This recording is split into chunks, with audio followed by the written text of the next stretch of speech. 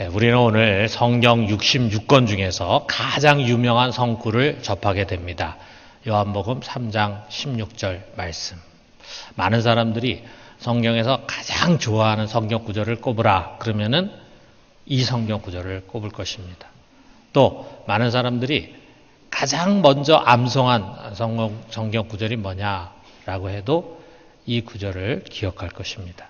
자, 16절에 있는 말씀 우리 같이 한번 읽어봅시다. 하나님이 세상을 이처럼 사랑하사 독생자를 주셨으니 이는 그를 믿는 자마다 멸망하지 않고 영생을 얻게 하려 하심이라. 우리 주일학교 다니는 사람들은 이 가사를 붙인 노래도 여러 개가 있습니다. 또 알고 있고 또 율동도 알고 있고 참 이 찬송이 이 성경 구절이 참 익숙한 그런 성경 구절이야. 우리가 이 요한복음 3장 16절은요 아무리 외우고 또 외워도 실증나지 않고 도리어 묵상하고 묵상할수록 우리의 심령 가운데 은혜의 단비가 내리는 것을 느끼고 기쁨의 샘이 샘솟는 것을 느끼게 됩니다. 그 이유가 뭘까? 그 이유는 마치 모든 영양이 농축된 아주 작은 캘슘처럼 복음 성경 66권에 있는 모든 복음이 이 요한복음 3장 16절에 마치 농축이 되어 있는 것 같기 때문입니다. 이 속에 복음의 진수가 담겨져 있어요. 그렇기 때문에 단어 하나하나, 구 하나하나가 깊은 뜻을 담고 있습니다. 오늘 우리는 이 구절을 세 개의 구로 나눠서 그 속에 담긴 복음의 진수가 무엇인가 하는 것을 같이 나눠보도록 합시다. 먼저 첫째로 하나님이 세상을 사랑하셨다. 자, 이것으로 시작이 됩니다. 16절 상반절에 하나님이 세상을 이처럼 사랑하사 그랬어요. 여기에 이처럼이라고 하는 말은 이와 같은 방식으로 또는 이렇게 사랑하셨다. 이렇게도 볼 수 있고 이렇게 많이 사랑하셨다. 이렇게 우리가 해석할 수도 있습니다. 자, 이 세상 하나님 만드셨어요. 하나님 만드셨으니까 당연히 하나님 사랑하셔야죠. 우리가 자기가 만든 집, 자기가 손수 만든 공구 사랑하지 않습니까? 자기가 손수 낳은 자녀 사랑하잖아요. 그런데 분명히 이 세상 하나님 만드신 세상이지만 이 세상은 죄로 너무도 오염이 되어 있고 부패하고 타락이 되어 있습니다.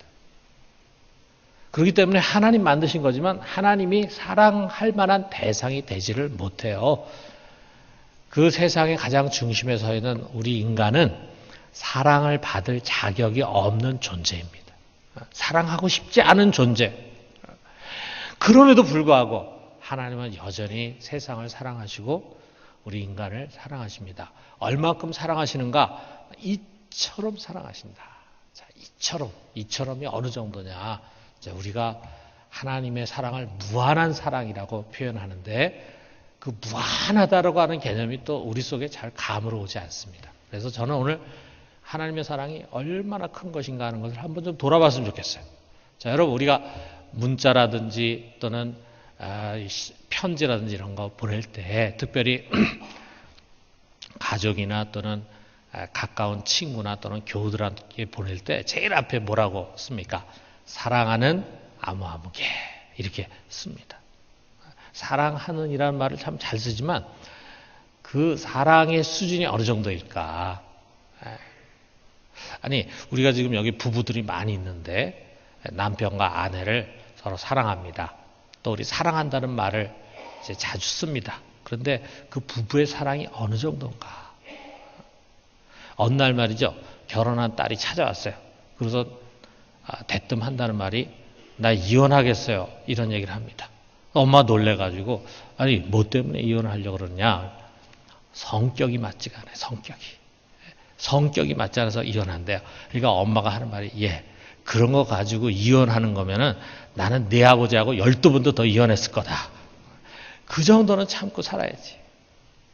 이 딸 부부의 사랑의 수준이 엄마가 볼 때는 그거밖에 안 돼. 근데 그렇게 말하는 엄마도 무한히 참는 것은 아닙니다. 무한정한 사랑을 갖고 있는 게 아니에요. 참 남편의 괴팍한 성격도 엄마가 참을 수 있어요. 직장 은퇴하고 나서 삼식이 노릇하는 것도 참을 수 있어요.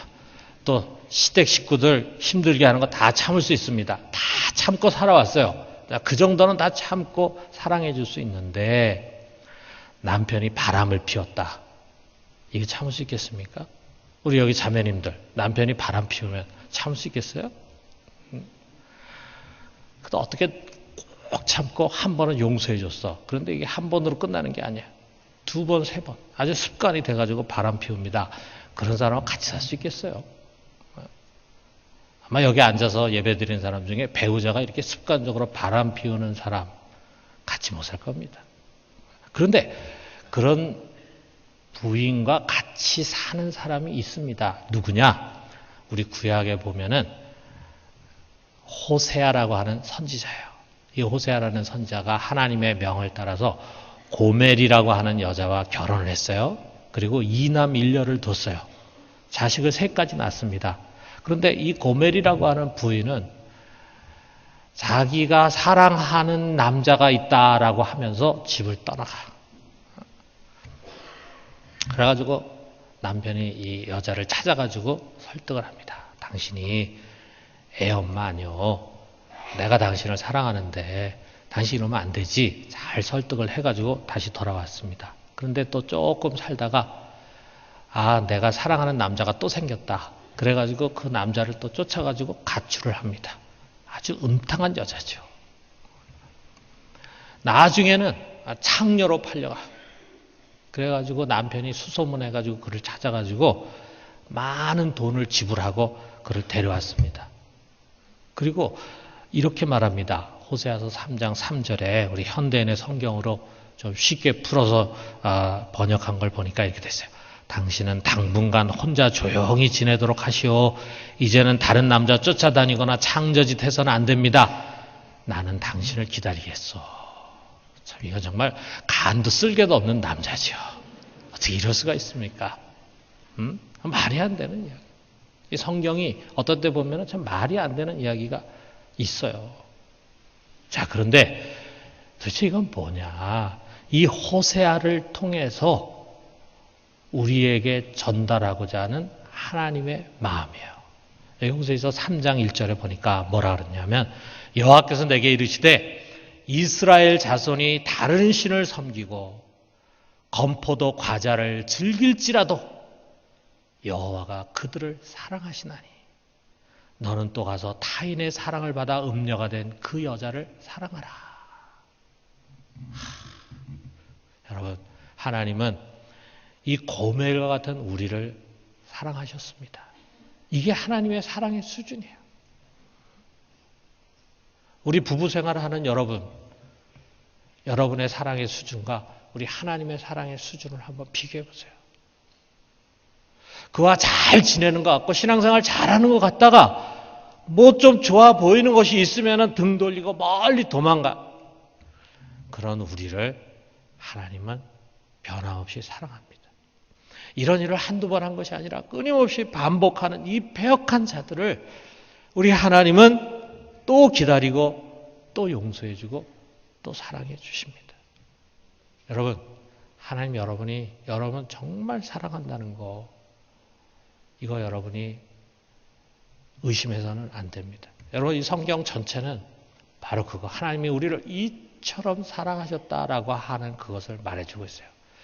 때로는 하나님이 막 화를 내기도 하시고 또는 책망하기도 하시고 징계하기도 하시고 막 고난의 광야에 우리를 내던지는 것 같고 우리를 큰 시련 가운데 실패 자리에 놓는 것 같지만 그 모든 것은 하나님이 이처럼 우리를 사랑하신다라고 하는 그 안에 다 담겨 있어요.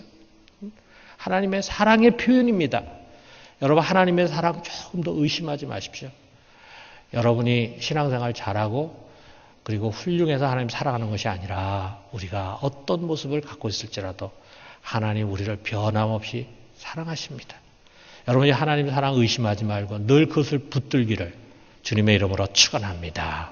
하나님 우리를 사랑하시기 때문에 우리가 불행해지는 것을 전혀 원하지 않습니다. 여러분 그렇잖아요. 우리가 정말 사랑하는 사람은요, 그 사람의 불행이 내 불행이에요. 여러분 자녀를 정말 사랑하잖아요. 자기 몸으로 낳은 자녀. 그렇기 때문에 자녀가 불행해지면은 내가 불행해져요. 우리 부모님들은 다 똑같은 마음을 느끼실 거예요. 하나님 정말 우리를 사랑하기 때문에 우리가 불행하게 되는 것을 원하지 않습니다. 우리를 정말 행복하게 해주시고 싶어요. 우리를 행복하게 해주기 위해서 하나님은 무엇인가를 하십니다. 자, 행복이 뭐냐? 우리가 이걸 한번 생각해 보자 이거죠. 자, 그래서 두 번째로 우리 멸망하지 않고 영생을 얻게 하려 하는 것이다. 자, 16절 하반절에 보니까 멸망하지 않고 영생을 얻게 하려 하심이라 그랬어요. 자, 여러분 우리 지난 주일 참 온 국민이 긴장이 됐었죠. 국가적인 대사를 치렀습니다. 온 국민이 숨죽이면서 헌법재판소의 최종 판결에 귀를 기울였죠. 대통령 탄핵 소추가 되고 지난 3개월 동안 아마 국민들 모두가 다 긴장하면서 어떤 판결이 나올까 아마 기다렸을 것입니다. 자, 그러나 다른 어느 누구보다도 그 심판대에 오른 당사자가 얼마나 긴장을 했겠어요. 여러분이나 저나 만약에 우리가 그 자리에 올라섰다라고 한다면 얼마나 긴장이 됐겠어요. 어떤 판결이 나느냐에 따라서 운명이 갈라지잖아요. 만약에 탄핵 기각이 된다. 그러면은 명예롭게 다시 임기를 잘 마치고 퇴임하는 대통령이 돼가지고 그래서 퇴임한 대통령으로서의 특권을 누리게 될 텐데 만약에 인용이 됐다. 그러면 불명예로 파면당하는 거죠. 더 나아가서 이제 면책 특권이 없어지니까 사법 처리가 이제 되는 거죠. 마지막 선고 거기에 달려있다. 얼마나 떨리는 일이었겠습니까? 결국은 이제 파면으로 선고되고 말았죠. 자, 여러분 우리 중에 혹시 원고가 아니고 피고인으로 고소당한 사람으로 재판석에 서본 그런 사람이 있다면은 그 재판이라는 게 좀 얼마나 긴장이 되고 두려운 일인가를 잘 알 것입니다. 아마 여러분 어느 누구도 재판석에 가서 피고인으로서 심판받는 그런 거 원하는 사람 한 사람도 없을 거예요. 우리가 만약에 재판석에 피고인으로 갔는데 거기서 우리가 패소해가지고 정죄가 돼서 한 1,000만 원 벌금형을 받게 됐다. 뭐 패소했기 때문에 아쉽긴 하지만 1,000만 원 정도 벌금형이야. 뭐 이렇게 어떻게 해가지고 되니까 큰 문제가 안 되겠지만 만약에 10억 원을 배상해라. 이런 선고를 만약 받는다면 재산이 다 날아가는 거 아니겠어요?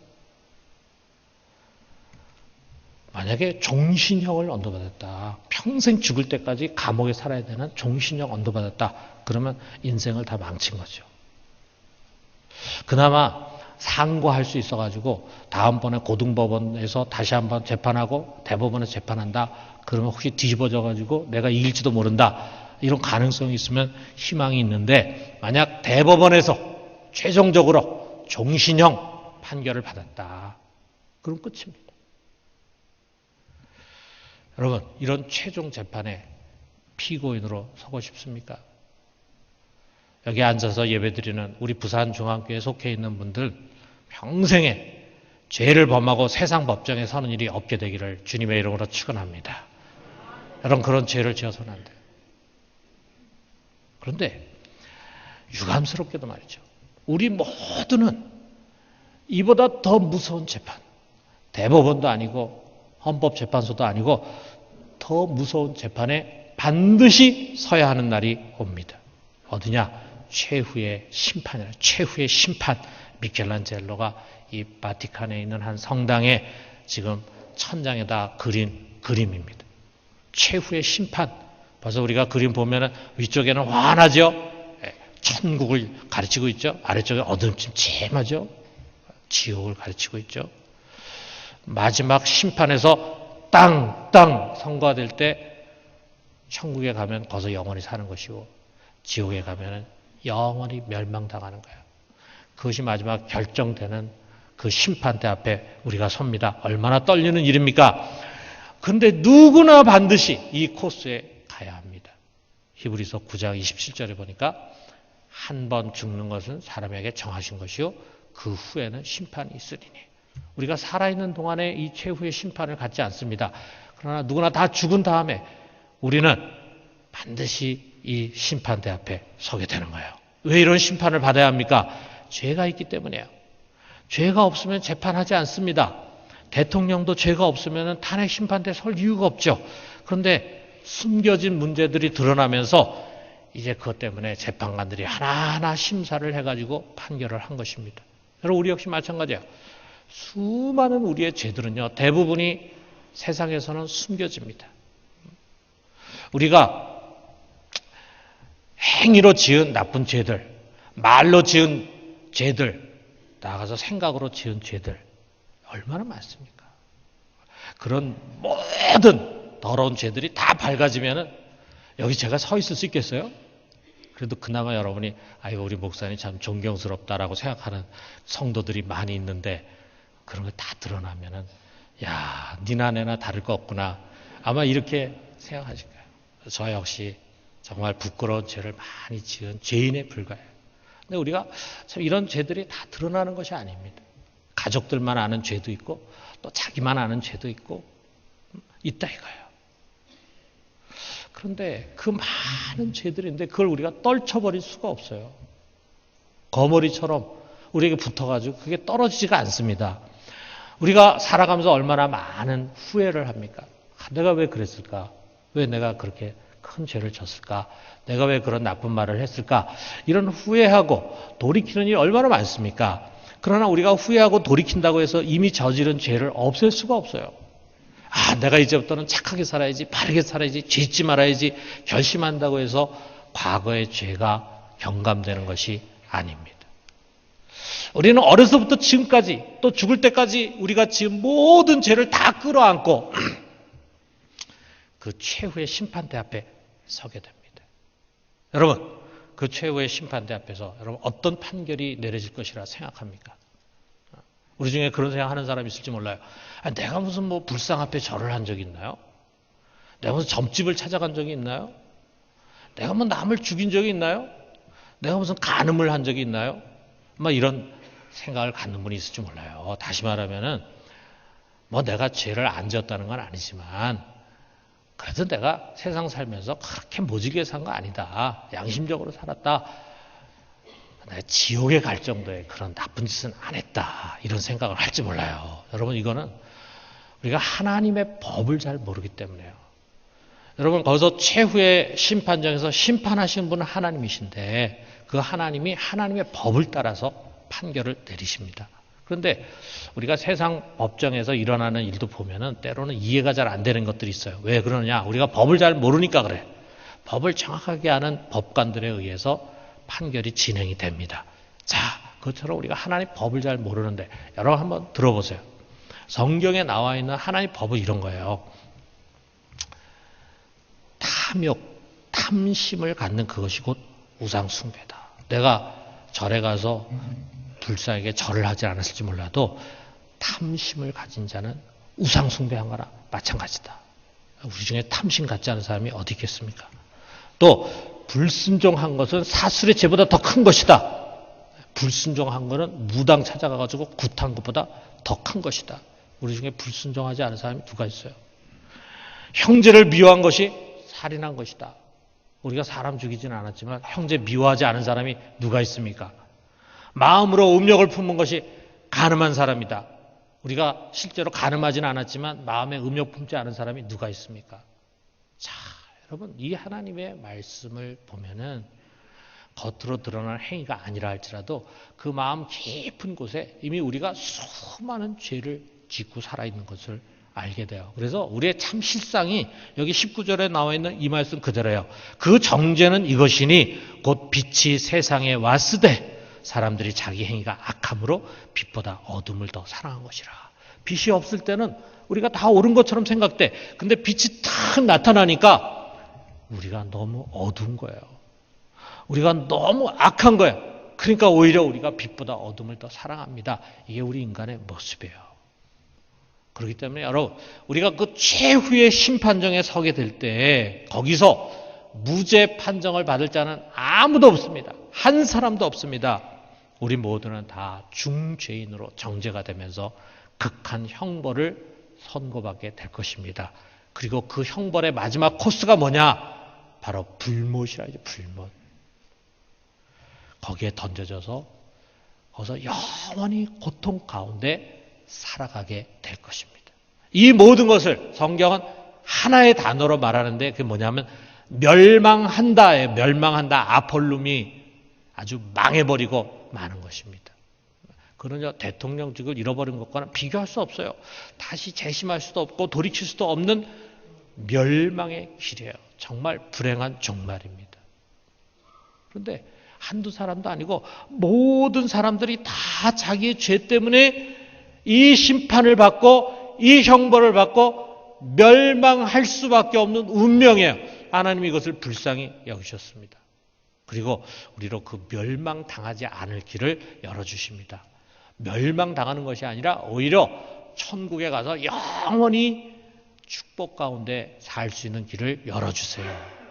그게 하나님 뜻이에요. 그 하나님의 뜻은 심판이 아니라 구원입니다. 바로 이것을 위해서 우리 하나님이 그의 아들을 보내주신 것입니다. 그래서 여기 17절에 보니까 하나님이 그 아들을 세상에 보내신 것은 세상을 심판하려 하심이 아니요 그로 말미암아 세상이 구원을 받게 하려 하심이라. 우리로 심판받지 않고 구원을 받게 하기 위해서 그 아들을 보내셨어요. 여러분 여기에 앉아서 예배드리는 우리 모두가 다 한 사람도 심판대에 서서 정죄받고 영원한 불못에 가는 것이 아니라 구원받을 수 있게 되기를 주님의 이름으로 축원합니다. 만약에 저는 그런 생각이 들어요. 저와 함께 신앙생활하고 그리고 예배 시간에 와서 저의 설교를 들은 우리 성도들 중에 단 한 사람이라도 제대로 된 믿음을 갖지 못하고 이 심판대 앞에 서가지고 영원한 멸망으로 가게 된다면 제가 구원받은 자 천국에 가게 된다 할지라도 가슴 아플 것 같아요. 저만 그러겠어요? 우리 영적 지도자 되는 순장들도 그렇고 우리 교회 중직자들도 그렇고 리더 되시는 다 같은 생각일 겁니다. 그래서 이 예배당에 발을 디딘 우리 모든 분들이 다 같이 심판받지 않고 구원받을 수 있게 되기를 간절히 바랍니다. 자, 그렇다면 어떻게 하나님이 우리를 이 멸망받지 않고 영생을 얻을 수 있도록 구원의 길을 열어주셨는가? 세 번째로 독생자를 주셨다 이거죠. 그래서 16절 중반절에 보니까 독생자를 주셨으니 이는 그를 믿는 자마다 그랬어요. 여러분 하나님이 보내신 독생자가 바로 육신으로 오신 예수 그리스도 그분이십니다. 하나님은 그 예수 그리스도를 보내서 모든 사람들로 하여금 찬사와 추앙을 받는 그런 자리에 세우신 것이 아니라 십자가 형틀에 높이 매다셨어요. 모든 사람들이 보는 가운데 가장 비참한 죽음을 죽게 하셨습니다. 참 우리 하나님은 어떻게 보면 잔인하시잖아요. 우리를 사랑해서 자기 독생자를 그 십자가 형틀에 매다셨습니다. 왜 그렇습니까? 그의 죽음을 통해서 우리의 죄를 다 용서받게 하기 위해서 그의 죽음은 우리의 죄를 위한 희생 제사가 된 것입니다. 이것을 통해서 우리의 죄값을 우리 예수님이 다 자기가 지불하셨어요. 우리 죄가 완전히 지불됐어요. 그런데 마지막 단계가 남아 있습니다.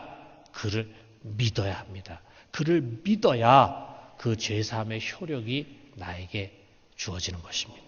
그래서 이 십자가 사건을 이해하기 쉽게 하기 위해서 주님은 구약의 불뱀 사건과 연결을 시킵니다. 여기 14절 15절에 보니까 모세가 광야에서 뱀을 든 것 같이 인자도 들려야 하리니 이는 그를 믿는 자마다 영생을 얻게 하려 하심이라 그랬어요. 자, 여러분 구약을 보면은요.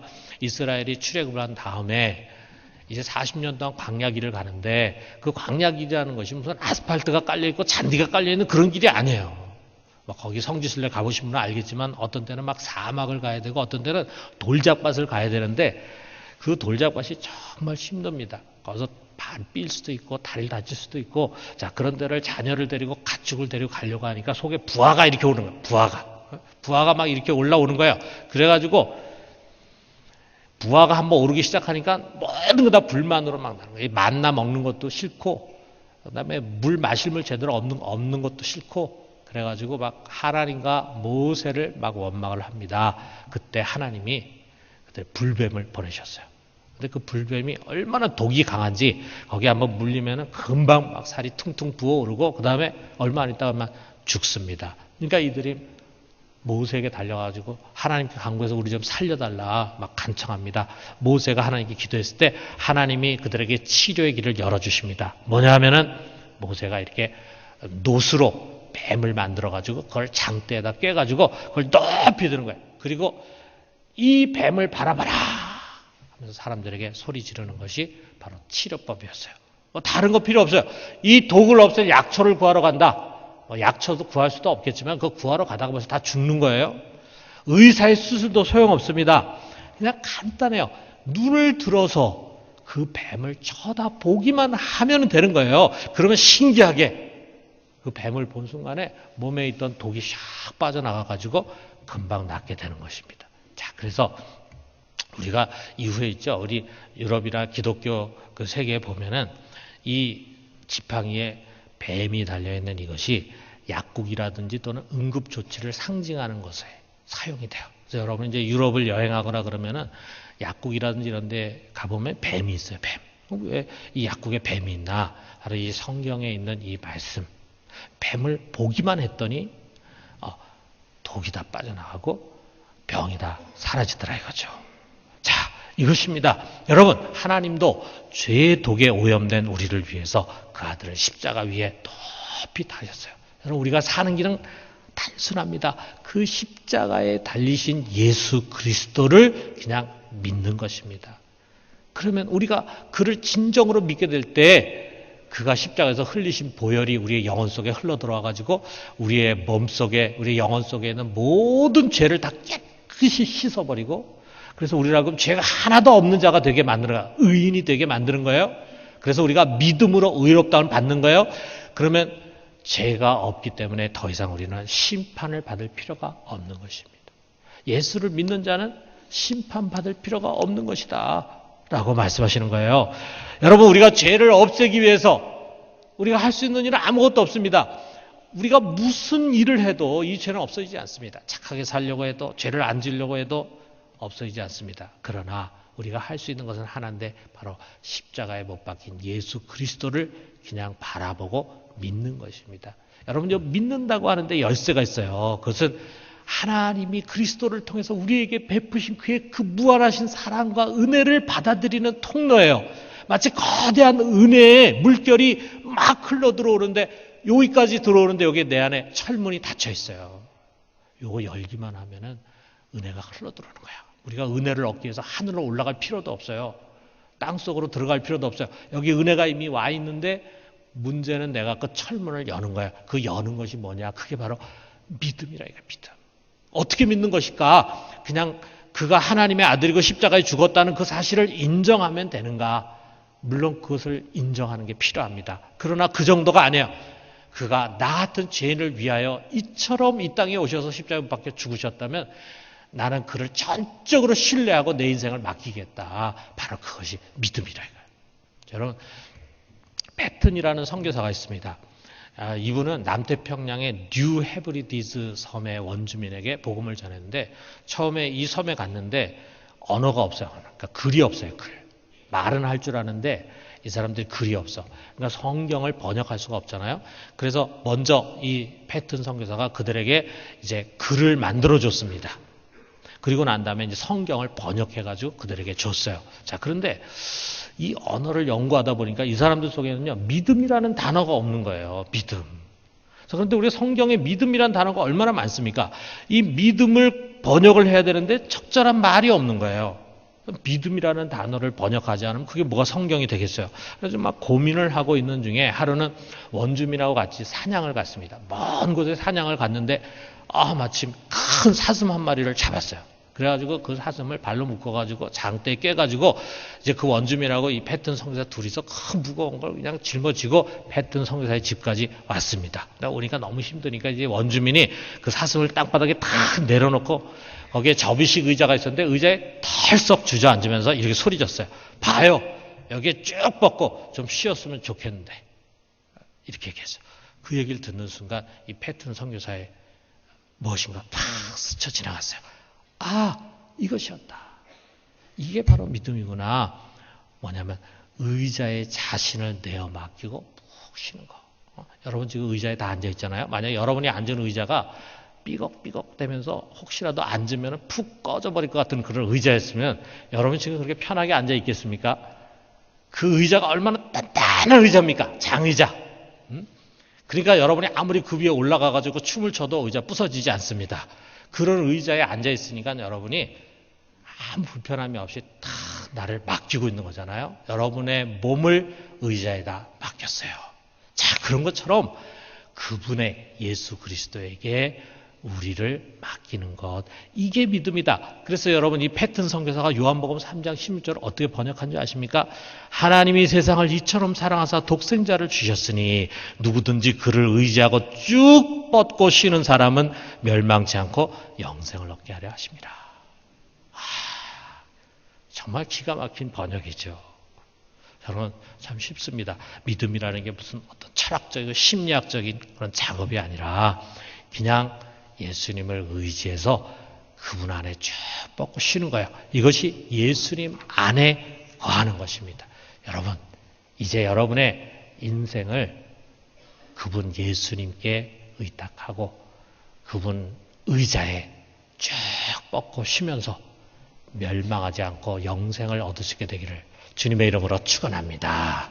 우리 마지막으로 우리가 기억해야 할 것은요, 우리 주위에 수많은 사람들이 지금 자기도 모르는 가운데 이 최후의 심판을 향해서 걸어가고 있다는 사실이에요. 어떤 결과가 거기에 나올지 우리는 잘 알고 있습니다. 반드시 정죄받고 형벌을 받게 될 거예요. 그 사람이 아무리 세상에 착하게 살아서도 소용없습니다. 그리고 거기서 벗어날 길이 무엇인가도 우리는 알고 있습니다. 예수 그리스도, 그가 죽기 전에 이 세상에 있는 동안에 예수 그리스도를 만나야 돼. 그리고 그를 믿기만 하면 그는 멸망하지 않고 도리어 영생을 얻는 것입니다. 여러분, 이것을 전해야 할 책임이 여러분과 저에게 있어요. 그래서 여러분 우리가 이렇게 새생명 축제하는 이유가 바로 여기에 있습니다. 혼자 전도하는 게 어렵습니다. 그래서 우리가 같이 하는 것입니다. 여기에 데려오기만 하면은 여기서 말씀도 전하고 또 여기서 마음을 열게 하는 프로그램도 갖고 선물도 주고 그렇게 해가지고 그 사람이 이 교회에 잘 뿌리내리고 신앙생활을 할 수 있도록 도와주는 거예요. 자, 우리가 이렇게 협력해서 이번 새생명 축제를 통해서 많은 영혼들이 주님께 돌아오고 구원받는 역사가 있기를 주님의 이름으로 축원합니다.